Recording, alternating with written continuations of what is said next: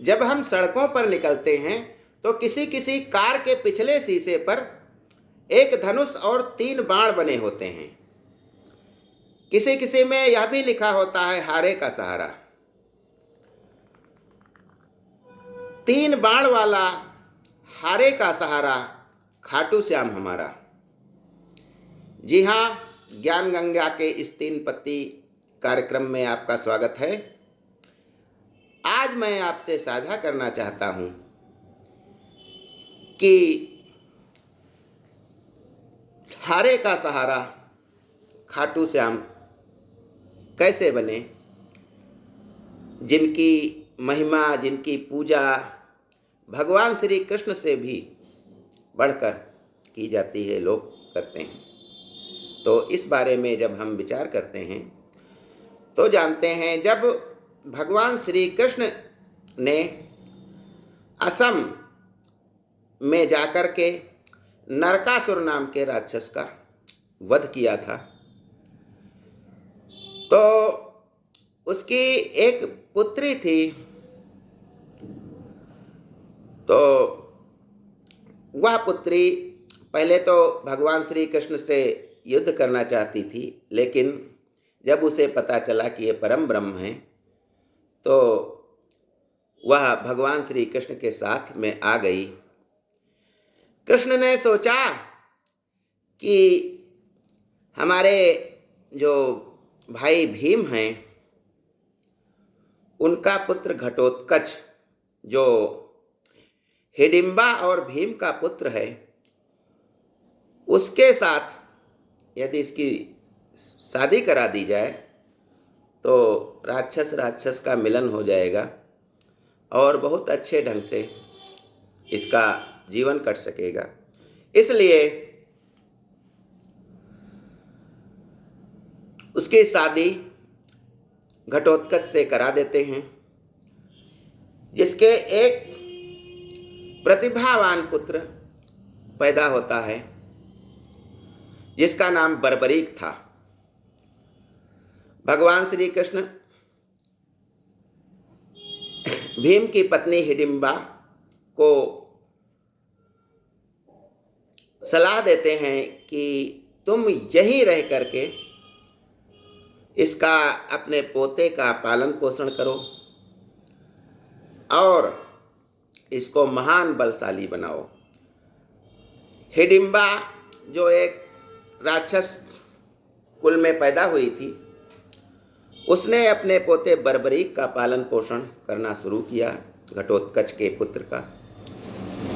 क्योंकि वह राक्षस योनि की थी, इसलिए उसे ज़्यादा तो धर्म, न्याय, नीति, ज्ञान का बोध नहीं था, और वह अपने पोते का पालन पोषण करने लगी।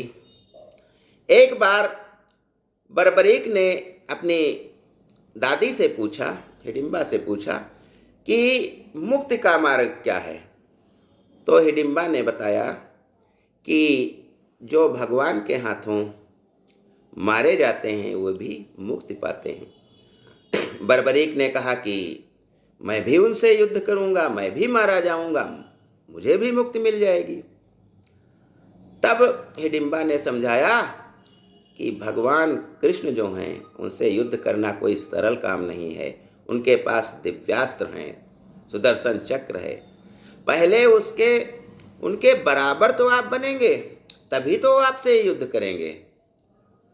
बर्बरीक के मन में यह बात बैठ गई और वह कठोर तपस्या करने लगा। नव दुर्गा उसकी तपस्या से प्रसन्न हुई और उन्होंने उसको वासुदेव अस्त्र दिया। तब भी वह नहीं माना और तपस्या करने लगा, और करते करते उस स्तर तक पहुंच गया कि स्वयं स्कंद माता ने आकर के उसको वरदान दिया कि आप का जन्म जो हार रहा हो, जो पीड़ित हो, उसकी सहायता करने के लिए हुआ है, और यह मैं आपको धनुष और 3 बाण देती हूँ, जिससे आप हारे का सहारा बनेंगे।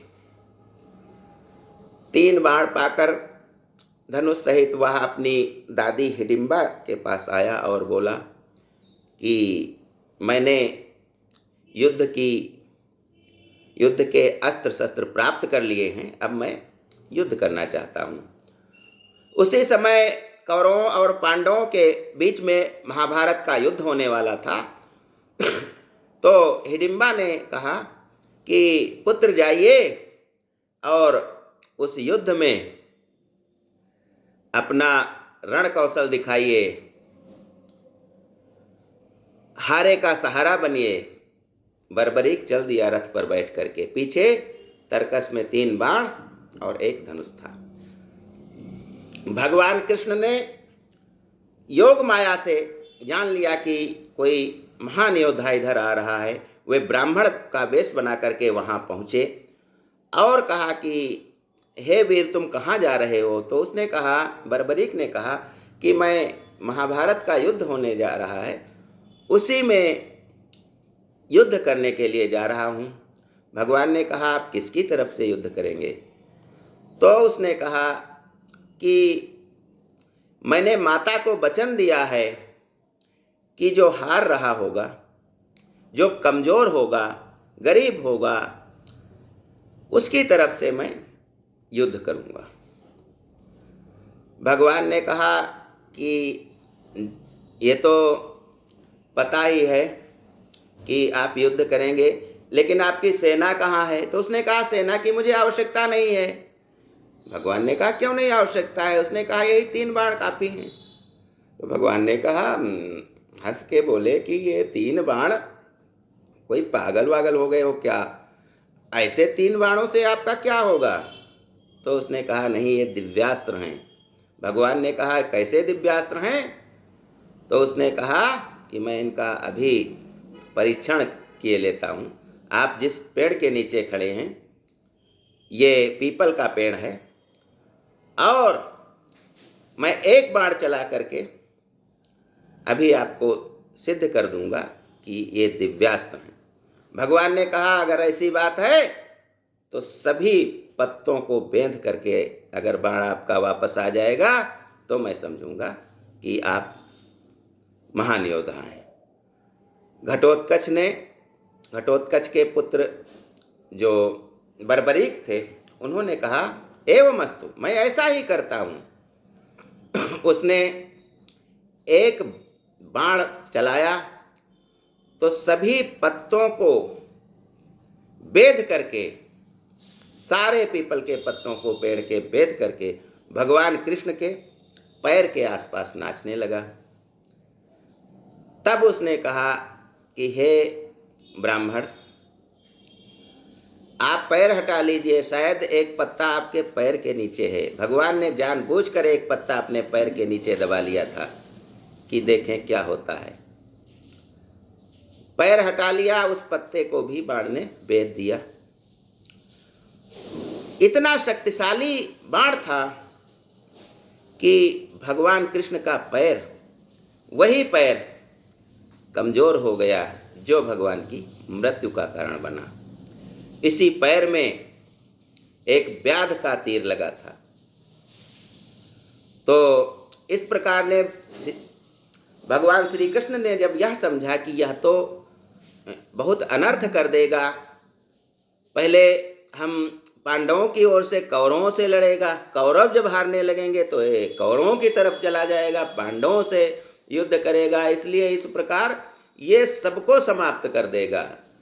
जब एक तरफ से लड़ेगा वो पक्ष जीतने लगेगा, दूसरा पक्ष हारने लगेगा या दूसरी तरफ हो जाएगा। तो इन बातों को सोच करके वे बहुत चिंतित हुए और उन्होंने बर्बरीक से कहा कि मैं आपसे गुरुदक्षिणा मांगना चाहता हूँ क्योंकि मैं ब्राह्मण हूँ। बर्बरीक ने कहा कि जो आप चाहें वो मैं दे सकता हूँ। भगवान ने कहा कि आपका कटा हुआ सर चाहिए।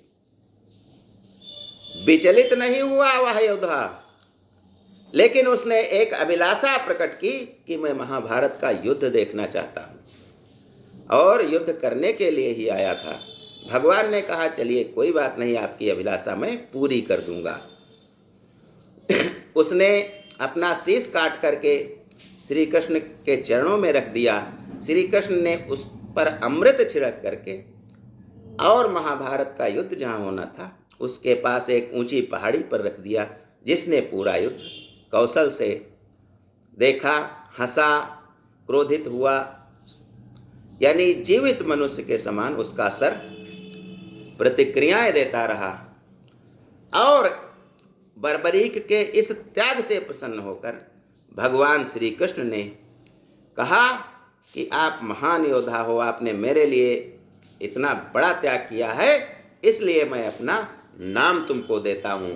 तुम आज से खाटू श्याम के नाम से जाने जाओगे, जो हर दुखी, हर दरिद्र, हर गरीब का सहारा बनेगा।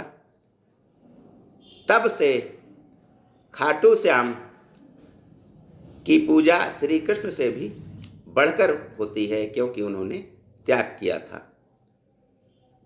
आज बस इतना ही। धन्यवाद। जय हिंद, जय भारत।